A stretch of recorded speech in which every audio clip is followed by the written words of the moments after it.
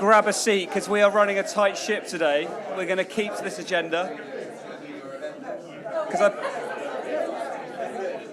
So welcome back. I trust you've all had a good lunch. I trust you have broken out your silo and you found someone to speak to that is not just to share and think differently and change the lens to collaborate. But and I also, this morning, has been really stimulating. I have to say, you know, it's so important, isn't it, that we're recognising some of the narratives, some of the ideology, some of the thinking that is a break, actually, on how we really accelerate social rent homes, how we really accelerate building a healthier society. And we may not all agree politically, and that's fine. And actually, that's also really important that we don't all agree.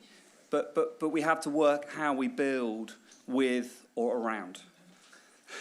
and those will be choices we need to make together. But the point is, that's the context we're working in. There are people that get this and are passionate, and there are people that think we should leave it to the market. I think I know where I sit. So I think this afternoon we're going to kick off in a slightly different context, tenure, if I may say, and I'm delighted we've got Tom Copley here with us this afternoon, Deputy Mayor for London for Housing and Residential Development since 2020. Tom oversees the Mayor's two affordable housing programmes, including Building Council Homes for Londoners, which was launched in 2018, which was the first ever City Hall initiative dedicated to supporting council home building in every borough of London. And I've had a bit of a privilege to just grab Tom for 10 minutes, and I have to say, here is a man who's passionate about this and is committed. And I know that Tom is really interested in some of the ideas and some of the thinking that's going on in this room. So Tom, we're delighted to have you with us. We'll have a presentation, then Tom's very kindly is also prepared to take some questions. So hopefully Tom will be given a slightly easier ride than our former guest. But Tom, welcome.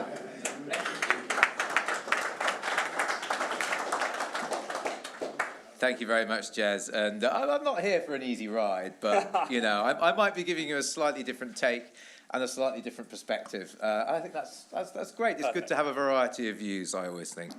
And it's lovely to be with you this afternoon for this summit, and in particular to discuss the importance of social housing and the pressing need to address London's crisis in temporary accommodation, and it is a crisis. While we need more homes of all types, including private market housing, there is a particular need for social and other forms of affordable housing in London. Since 2016, Sadiq Khan's planning policies have seen the proportion of affordable housing on schemes approved by the Mayor rising from 22% to 45% by habitable room, which is an extraordinary rise. At the same time, his affordable housing funding programmes have seen a return to social rent after it was effectively abolished under the Johnson Mayoralty and the Cameron-Osborne government. When Sadiq Khan took office in 2016, there was a pipeline of just three social rented homes in the GLA's funding programmes. Yet in the final year of his 2016 to 23 affordable homes programme, more than 15,000 homes at social rent levels were started on site. Most striking of all has been the return of London boroughs as developers of council housing. London boroughs are building more new council homes than at any time since the 1970s, and in recent years have started more council homes than the rest of England combined. The failure of the previous government to address the root causes of London's housing crisis means it now affects the lives of most Londoners in some way. At the real sharp end, of course, are the 12,000 people who slept rough on the streets of London in the last year, and the 1 in 21 children who are homeless and living in temporary accommodation. Now that's one child in every average London classroom. Last year, I visited the Magpie project in Newham, which works with mothers and children who are living in TA. Many are living in accommodation without a kitchen, meaning they can't cook proper meals for their kids, who are becoming malnourished. This is truly shameful in one of the richest countries in the world.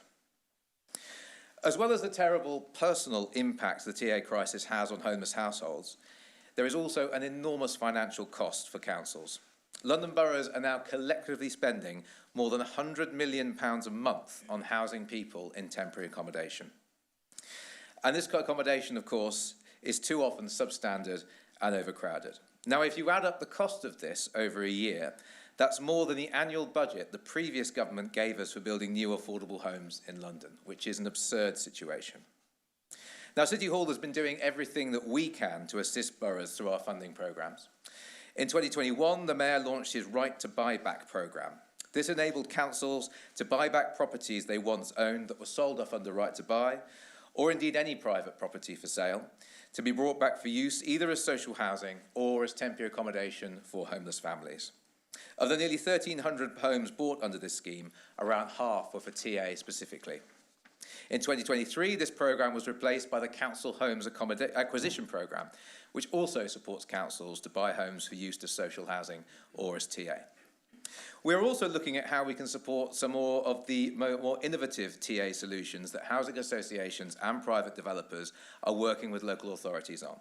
And here I specifically refer to some of the proposals for temporary MMC modular housing as a meanwhile use on vacant sites that can be used as high quality TA, and I believe there's an example of this sitting outside this building. City Hall was previously a supporter of the temporary modular place scheme, which unfortunately was unable to get past a prototype stage. But there has been much learning about what did and did not work about Place's model, which has now informed the designs of some of the new proposals that are coming forward. Now, while homeless people and households are the worst hit by London's housing crisis, more and more Londoners are affected by it in some way.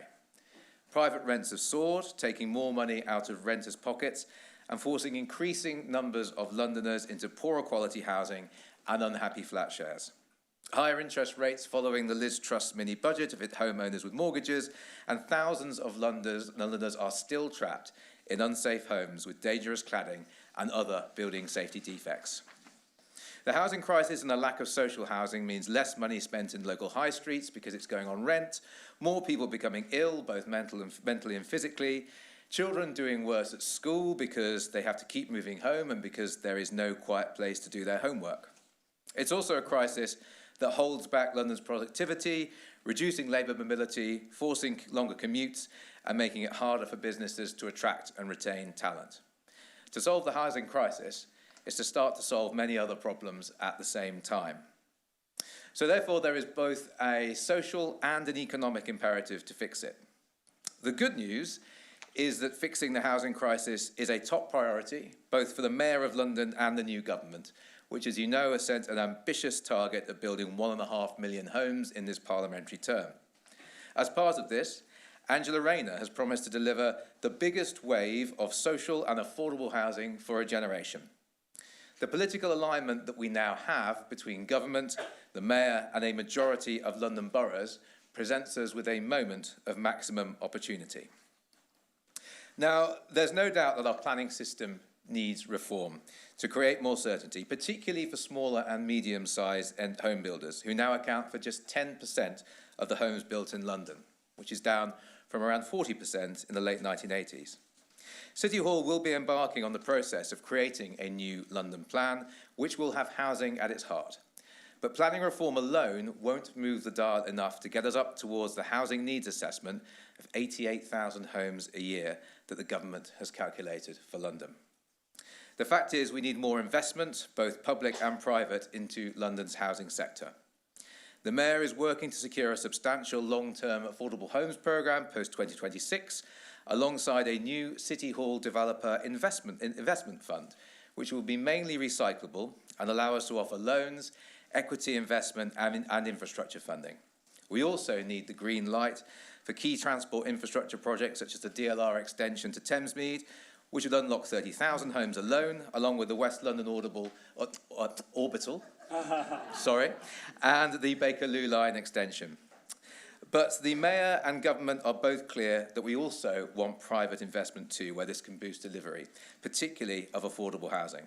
The recent growth in the size of private RPs in London has provided some much needed extra delivery at a time when traditional housing associations have faced growing challenges. And these challenges are many. The finances of the social housing sector have been buffeted recently by Brexit, regulatory uncertainty, rising financing and materials costs, and the cost of fixing the building safety crisis, combined with years of social rent settlements not being honoured. If social landlords are to both invest in existing stock and build the new social rented homes that we need, there are some fundamentals that need to be fixed to put them on a sustainable financial footing. I'm delighted that ministers are consulting on a new long-term rent settlement after years of uncertainty caused by previous rent settlements not being honoured. But alongside this, we need rent convergence and access to the building safety funds for social rented homes. The quid pro quo is that the sector needs to be ready to ramp up delivery as fast as possible should these key fundamentals be forthcoming. The Mayor and ministers will expect all of us to pull together and demonstrate that crucial early delivery. There's a real sense of urgency here for the sake of all those Londoners who need a decent, secure and affordable place to live. Londoners like the woman Sadiq and Keir Starmer met during last year's London mayoral election. I know it seems longer than just a year ago. She and her child had just moved into a new council housing block built by the City of Westminster with funding from the Mayor's Building Council Homes for Londoners programme. She told us that her child took their first steps in the new flat, having previously been in temporary accommodation that was far too small. What a wonderful example of the power of new social housing to transform lives. So my commitment to you is that City Hall will be using every lever. I've just moved that on, haven't I? I knew this would happen. My commitment to you is that City Hall will be using every lever at our disposal to support the delivery of more homes in general and social rented homes specifically.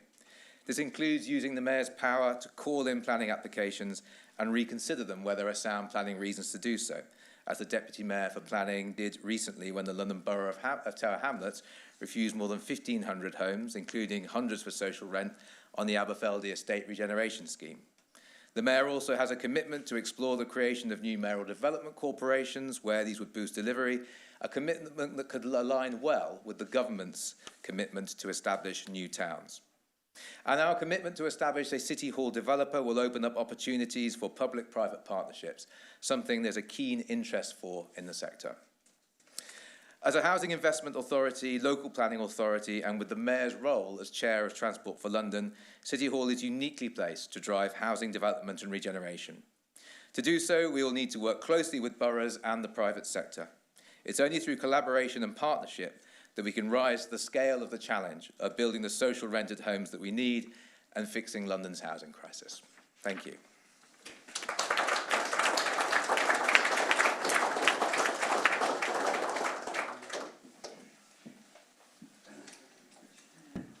Great. Well, thank you very much, Deputy Mayor Copley. That's amazing. And I look, there's a lot that we're going to chime with. So again, we've got about just over 10 minutes, and so here is an opportunity just to dive into the detail behind that sort of high level. So we've got a roving mic question there. Ellen, just one here, be great. Hi there, thanks very much. My name's Alice Brown. You mentioned the role of MMC for temporary accommodation. What do you think the role is for permanent social housing with MMC? What I would like is for MMC to become used much more commonly across the building sector. I think it's something that that there was a sort of flurry of interest in an activity a few years ago. It didn't quite take off for various reasons. I think a number of London boroughs who were very interested in developing new council housing as MMC were hit by some unfortunate cases of companies going bust, which caused some anxiety. But I do think that we need to return to trying to get more homes built using modern methods of construction. Frankly, to get to the scale of building that we need to get to, and the government wants us to get to, we have to be using MMC. It won't just be traditional build. So I can see a role for MMC, across the board, not just in delivering temporary accommodation. Is there any way you can encourage that more? Sorry, I'm Okay, if we could have an orderly show of hands. The key thing is we've got to build pipelines. We've got to build pipelines. There's got to be some standardisation. I think those are going to be key things. Ellen, one right at the front, and then... Tom, thank you very much. So standardisation, I had to put my hand up there. So Tom, surely there's a role for the GLA in stewarding standardisation across London authorities, even if it's trying to galvanise LPAs in terms of a common approach to MMC, procurement, a programmatic response to housing delivery, these sort of elements that allow us to smooth out, not just for MMC, the pipeline of visible demand for people to deliver into. Is there something you might say about how the GLA might help or enable on that? Yeah, I think we want to. I think also, though, there's a key role for national government because, of course, this isn't just London. This has got to be, solved nationally. So I think that a lot of, in terms of standardisation and things like that, I do think that some of that does have to come nationally. There are probably things that we can do, and we have tried to do through our affordable housing funding, for example. And, I'm always open to ideas for the role that the GLA can play in this space. So Mike will be in touch. Right. Mike's already in touch. Hi, John Spencer, Envision. Great points there, and you're doing a great job. Hats off. You've got all the constituencies, but the main thing I see is planning. Getting planning. When we're in COVID, we had a crisis, and you actually put centres up, hospitals, etc. Can't we do that for temporary accommodation for a 5-year plan where we could actually just put, it's a crisis, we're in a crisis, that's the site that we do. You chose sites for hospitals and things that you could convert and take them away after 5 years. Surely there are sites for houses, temporary accommodation. Yeah, this is absolutely something we're looking at, and there's lots of ideas. I know I know there are people in this room who are very engaged in this space, and there's sort of multiple proposals coming forwards that certainly the GLA is engaging with. As I mentioned when I was speaking, I think a lot of us were really disappointed when Place didn't work because that was such a great idea. But financially, it ended up just not being, I think, the right model for local authorities. But a lot has been learned from that, what works, what doesn't work. And I think that's informing now some of these other proposals that are coming forward, which I really hope, and we at the GLA want to support, to succeed where Place unfortunately did not. Was the planning in there or not in place? So I don't think there was any sort of special planning designation for that. As you know, the government's very interested in planning reform. And I think creating a system that gives in general more certainty in terms of the decisions.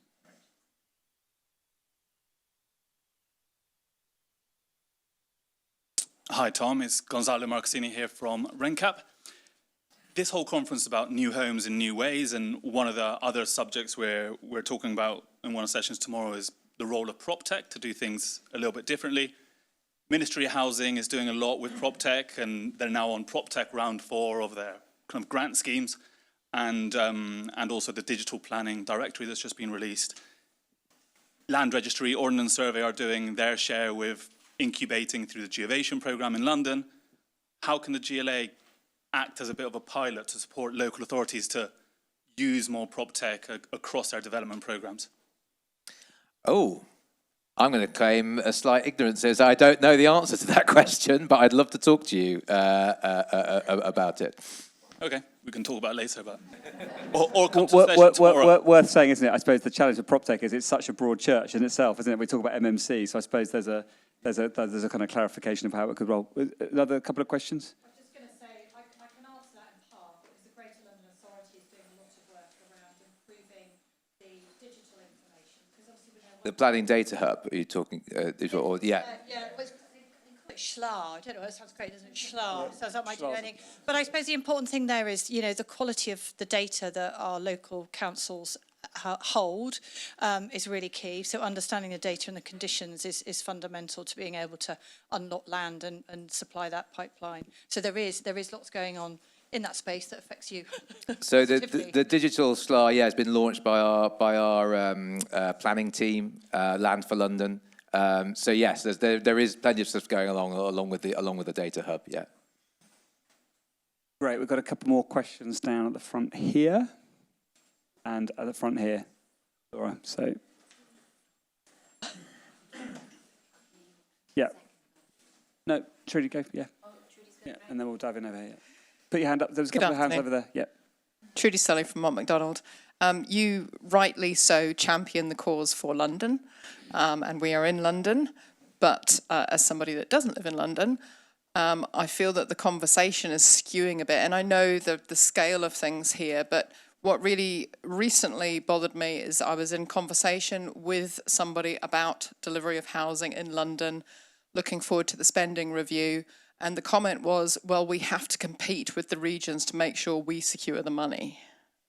Not something that I particularly support, obviously, but is there anything that's sort of happening in terms of the balance across, especially, the combined authorities, so that we can effectively address the crisis across the country rather than it being very London-centric again? Obviously, I am here to bat for London, but we also want the whole country to do well. And we actually work very closely with Homes England as the funding authority for affordable housing and regeneration outside of London. We're working very closely with them, talking to them about our respective submissions to the spending review and things like that. And I think that collectively, what we want is overall for the pie, as it were, to get bigger for affordable housing and for funding for housing in general, rather than sort of arguing over how we necessarily divide it up. We know that we need more investment in housing across the country. The housing crisis, though, is particularly acute in London. Hi, I'm Nina Oromeke from Lewisham. Lewisham has place, so we know well about the place experiment. And we're one of the councils that also have MMC sites that failed. So we are touchy when it comes to MMC, but there is an opportunity that each council should not be doing it on its own. And I think there's still a lot of that happening. GLA did fund a Northeast London group, but something more along those lines, opportunities to actually have councils learning from each other, learning from our experience with Place and with our other MMC ventures. And also I think in terms of the prop tech, there was a PRISM software that was launched and disappeared. So opportunities for collaboration. Yeah, I agree, and we were supporting a group of Northeast London boroughs to have a sort of MMC buyers club. Unfortunately, that was hit by some of the issues, I think, around businesses going insolvent and things like that around the same time. So I think there were some unfortunate external factors that sort of derailed something that actually we were all really very excited about. But I think the principle of what you're saying is absolutely right. There needs to be more collaboration. It shouldn't just be individual boroughs, doing things on their own. And actually what the MMC sector needs is that kind of scale, is that kind of pipeline that can be generated by groups of boroughs, coming together.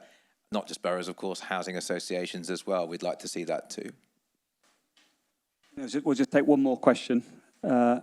And then we'll look to wrap. I think, one here. Oh, we'll do two more. Right, time for two more. Al. Thank you, Jess. My name is Devanshu. I'm from ZPods Limited. We deliver zero carbon homes. So just in terms of good quality zero carbon social housing coming out from meanwhile use, I'll have two questions on this related. One is basically about, are you thinking about brownfield passport, something of that kind to facilitate? The reason being, in a borough where we built around 25 units, it took a year to get a planning. In the same borough for the next project for RSL, it's taking 2.5 years to go through the planning motions. So that's where the issues are often. That's one. And second is, what's the incentives for not doing like today's homes, tomorrow's retrofit? Better to do something good right now. So is there anything that you're looking into it? Thank you. So on the latter point, I mean, through our Affordable Homes programme 21-26, we implemented funding conditions, including around sustainability as well as design and safety, that went sort of above and beyond what's happening in the rest of the country. So already we've been using our funding levers in order to drive homes that are sustainable and less likely to need to be retrofitted as the future. It's also been a core part, of course, of what's been in the Mayor's London plan. In terms of brownfield passports, this is a policy that the government are intending to bring in. I actually think that particularly for smaller sites, this is, I think, really where planning reform could come into its own. I think we all know that, as much as I think sometimes big developers can be frustrated by planning, they're much easier. It's much easier for them to sort of navigate the system, to have a lot of sites in their portfolio that can balance each other out. They get a rejection, whereas for small organisations, we know that one site can be make or break. And actually, I think that I'm really keen to work with the government to see what we can do in London, whether it's brownfield passports or another mechanism, to create much more certainty on these smaller sites. Because, if we're going to get up to that really challenging level of 88,000 a year, it can't just be on the big sites. We've got to be getting lots more development on smaller sites too. Hi, thanks, Tom. I'm Elle George. I've got a question. Perhaps it's not appropriate because it's New Homes Conference, but it's about retrofit. So I've been working in previous years on the Retrofit Accelerator for Homes Innovation Partnership, which is RAHIP, nice acronym as we love. I wanted to ask if you could talk a bit about how the role of modern methods of construction within retrofit, because the work that we did for the GLA in the past really showed how you can aggregate properties together, and as the lady from Lewisham talked about, if the properties that are similar are put together into similar portfolios and then solutions developed for those different archetypes, there's a big role for yourselves to play to help bring organisations together for those solutions. So could you talk about that, please? Yeah, I agree. In fact, Newham Council have a fantastic proposal for this involving, expansion and retrofitting of Victorian street properties, for example, to create both more space and to deliver greater insulation and thermal efficiency. So, I think it is, given the age of London's housing stock, and given that in 2050, 80% of the buildings that exist in 2050 already exist today, that creates an imperative both for us to be able to make them more thermally efficient and also to, allow people to expand them to meet the needs of growing families. So this is something really as a policy area that sits with Mette Coban, who's my colleague who's Deputy Mayor for Environment. But we work very closely jointly at City Hall on this. We're also at the moment working up proposals with London councils for how we can drive the retrofit agenda in London. So watch this space for some announcements on that, but I think it will be really exciting. And I think that, the aim really, we should be looking at, strategically, what can we retrofit, perhaps extend, perhaps top hat, what perhaps, has reached the end of its useful life and needs to come down and be rebuilt, but be able to have the funding streams that enable us to do the new build, to do the retrofit, and crucially as well, preferably at the same time, to do the decent homes work to make these properties, fit to live in. If I could just come back on one of the biggest barriers we were facing is around planning.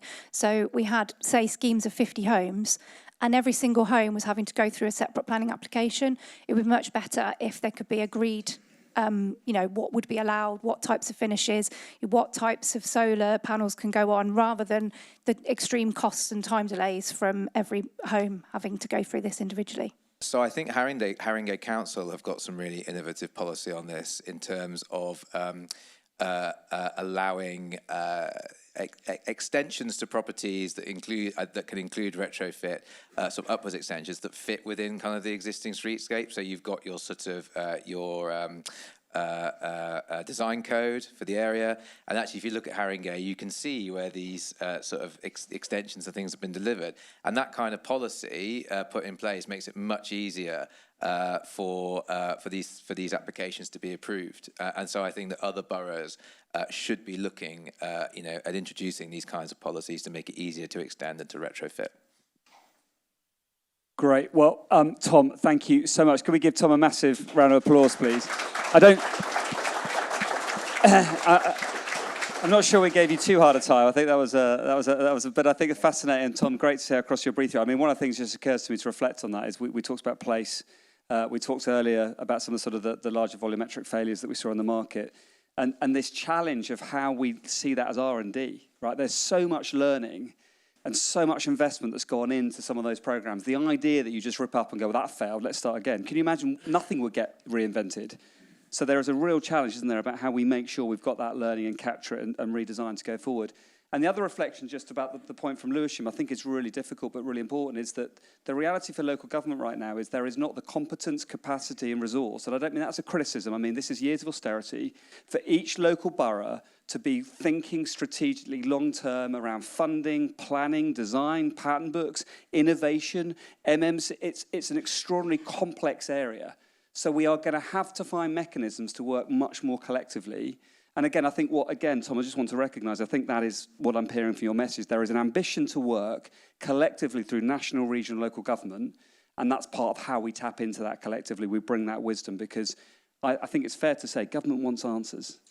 They are looking for, nobody thinks there is an easy rabbit out of the hat to fix this, but what we collectively are saying, there are ways to innovate together to get better outcomes that will serve us in this country well. So Tom, thank you so much for your time. Final round of applause to Tom. Thank you, pleasure.